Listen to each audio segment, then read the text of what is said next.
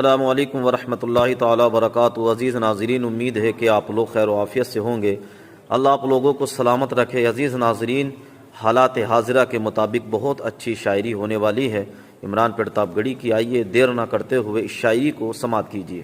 बाद में मैं जिस चीज़ के लिए आपके बीच हाजिर हुआ हूँ, कोशिश करूँगा कि आप तो वो सब सुना सकूं। अब मेरा ख्याल है कि ये सामने वाले दोस्तों से गुजारिश है कि थोड़ा सा उधर के बाकी लोग डिस्टर्ब करिए तो नीचे होकर के बैठ जाए। इधर के भी दोस्तों से गुजारिश है, प्लीज। पहली बार कैराना की सरजमीन पर हाजिरी हुई है। आप भी इधर ही बैठ जाएं जहां मैं बैठा हुआ, ऐसे ही बैठे। बहुत शुक्रिया नाहिद भाई की मौजूदगी,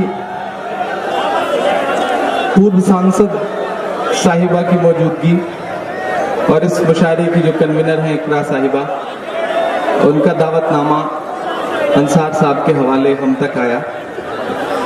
और मैं भी बहुत दिन से मुंतजिर था इस शहर में आने के लिए। आसपास के इलाकों में आना हुआ लेकिन कैराना नहीं आना हुआ।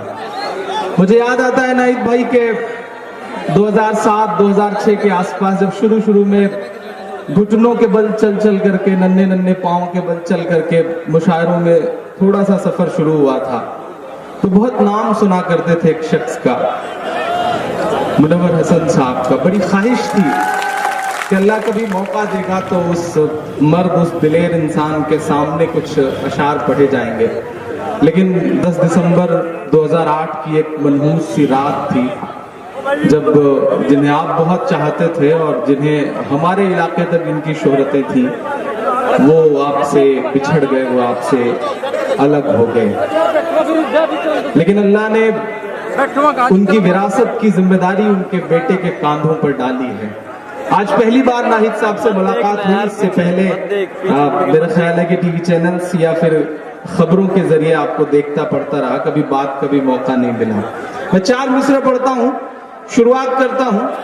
कोशिश करूंगा कि वो सब सुनाऊं जिसके लिए या तो बहुत बदनाम हूं या बहुत मशहूर हूं। तो थोड़ा सा आप सबकी बेदारी होगी। और डाइज पे भी दोस्तों से गुजारिश करूंगा, बहुत खूबसूरत डाइज है। और मेरा ख्याल है कि मोइन भाई, बहुत सारे मुशायरों में सामने उतनी भीड़ नहीं होती जितनी यहाँ डाइज पर है, माशाल्लाह। तो थोड़ा सा इधर के भी लोग बेदार होंगे तो ये मुशायरा और बेहतर हो सकेगा। मैं पढ़ता हूँ साहब जी कि मेरी मासूम सी आंखों में आपका अक्स नजर आता है। शिरकत हो आप सबकी। अगले 2 मिसरे सच्चे लगे तो दुआएं देना मुझे कि मेरी मासूम सी इन आंखों में आपका अक्स नजर आता है। जब भी नाहिद की तरफ देखूं, बाप का अक्स नजर आता है। बाप का अक्स नजर आता है। बाप का अक्स नजर आता है। यकीनन माहौल खराब है, यकीनन साजिशें हैं, दुश्वारियां हैं, परेशानियां हैं, लेकिन मेरा अपना मानना है कि सूरज बनकर आज भी ताबिंदा होते, नफरत वाले चेहरे शर्मिंदा होते, नफरत वाले चेहरे शर्मिंदा होते। पूरी दुनिया में रिकॉर्ड उनके नाम, गिनीज बुक में जिस शख्स का नाम, महज 43 साल की उम्र में जो शख्स चारों सदनों का, ये कई यूट्यूब चैनलों के हवाले से ये मुशायरा पूरी दुनिया में हजारों लाखों करोड़ों लोग देखेंगे, वो भी इस बात को सुने। आप खुशनसीब लोग हैं, आप उस शहर से हैं जहां के एक शख्स ने गिनीज बुक में अपना नाम सियासत में रहते हुए दर्ज करवाया। वरना तो लोग गिनीज बुक में आजकल नाम अपना घोटाले करवा करके या फिर दंगे करवा करके दर्ज करवा रहे हैं। एक शख्स जिसने अपना नाम इसलिए लिखवाया गिनीज बुक में कि सबसे कम उम्र में 4 सदनों का, देश के 4 सदनों का, राज्यसभा, लोकसभा, विधानसभा और विधान परिषद, चारों में नुमाइंदगी करी है उस शख्स ने आपके इलाके की। आप खुशनसीब लोग हैं। हमारी तरफ काश ऐसी नुमाइंदगी मिल पाती होती तो शायद हम भी खुद को खुशनसीब समझते।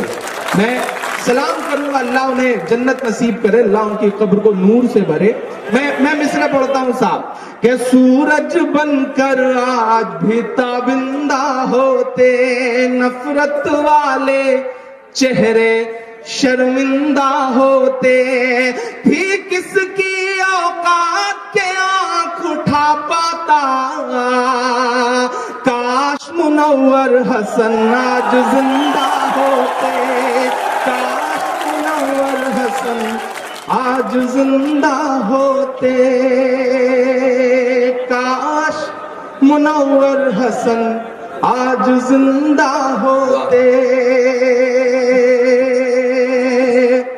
लेकिन सलाम है नाहिद भाई को जिंदाबाद। इस बीच इन दिनों से पिछले दिनों के तमाम ऐसे वाकयात हैं कि जिन्हें जब भी अखबारों में पढ़ा लगा कि एक 28-29 साल के नौजवान खून में वो तेवर, वो हिम्मत, वो मर्दानगी है जो इंशाअल्लाह इस पूरे पश्चिमी उत्तर प्रदेश को एक नई रहनुमाई देगी। इस यकीन के साथ आज इस मुशायरे में आया, मिलने के लिए आया, सुनाना तो एक बहाना था। आइए अब वहां तक पहुंचाता हूं जिसको सुनने की उम्मीदें लेकर के आप हाजिर हुए हैं। चारों तरफ एक अजीब सा माहौल है, एक अजीब सी नफरतें हैं, एक अजीब हालात है। मैं 4 मिसरे पढ़ता हूं साहब कि आपकी नफरतों का जो मजमून है। पहुंचे लखनऊ तक आपके मिसरे तालियों के शोर के साथ। मैं पढ़ता हूं कि आपकी नफरतों का जो मजमून है, उसमें स्याही नहीं खून ही खून है, उसमें स्याही नहीं खून ही खून है। भीड़ कब जाने किसको कहां मार दे, मुल्क में आज ठेंगे पे कानून है, मुल्क में आज ठेंगे पे कानून है।